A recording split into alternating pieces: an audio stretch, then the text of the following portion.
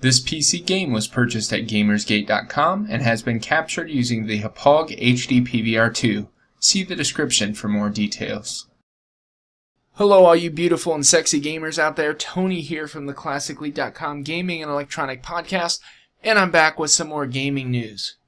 So after about a week-long debate between Sony fanboys and Microsoft fanboys who are on the internet all day, we have a final word from Call of Duty Ghost producer Mark Rubin on whether or not the consoles will be able to run Call of Duty Ghost in 1080p and all that jazz. So there's been a huge debate going on, huge flame war as I mentioned, and so Mark Rubin speaks up on Twitter today and he says this. He says, "Hey, I've been on the road the last couple of weeks, so I haven't had a chance to update, but wanted to confirm that the Xbox One we're going to be running 1080p upscaled from 720p, and we're going to be native 1080p on the PS4. Now we've optimized each console to hit 60 frames per second, and the game looks great on both." So obviously to the naked eye it looks like the Sony fanboys have won, but wait a minute, we really have no idea. So obviously all over the internet people are chiming in on their opinion of this. What's going to happen?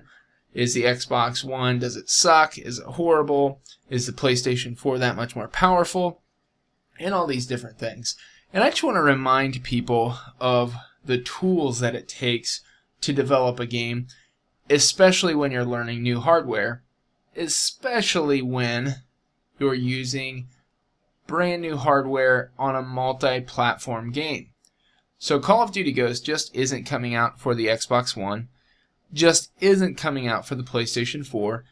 It's actually coming out for the Xbox 360, the PlayStation 3, the Xbox One, the PlayStation 4, and the PC.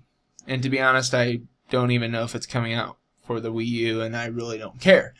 But anyways, it's coming out for all of these different platforms in a short amount of time for development, and we're going to see some differences between the different platforms. Obviously between last generation and next generation, maybe between next generation and PC, there's going to be some differences. And we really forget when we start to chime into these flame wars about all of the things behind the scenes that we don't really know about. Now a lot of people are speculating that the PlayStation 4 has a little bit more hardware power or prowess over the Xbox One. May or may not be true. I mean, I personally believe that the Xbox 360 was a little less powerful than the PS3, and yet developers were able to work with Microsoft and really pull a lot out of the console, and you really couldn't tell the difference. Oftentimes, if you remember the whole Skyrim debacle, Skyrim ran way better on the 360. And so there's lots of different factors at play here, and I think really we're seeing a difference here because the developers just have not had the time to really pull the power out of both consoles. Sure, they've had the same amount of time on the PS4 as they have on the Xbox One. I'm sure that that's true, but in reality, they just haven't had a chance to optimize it or optimize both consoles in the midst of also creating a giant multi-platform game on a time frame.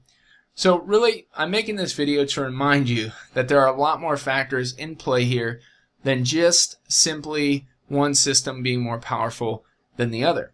And I was talking to my friend Rich from Review Tech USA the other day, and we were kind of talking about why is this even a debate on next generation consoles. I mean, are next generation consoles going to come out and already be less powerful than PCs, or are they really going to wow us and amaze us? So I guess only time will tell. We're only a little over a week away, or a couple weeks away from the launch of the new consoles. I'm pretty excited about them. I'm actually picking them both up as well.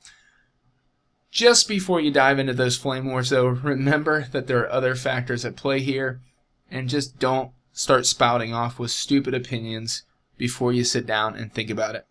This has been Tony signing off from the classicleague.com gaming and electronic podcast. Make sure you like, favorite, subscribe, all those fun things. I'll do my best to reply in the comments below. Peace.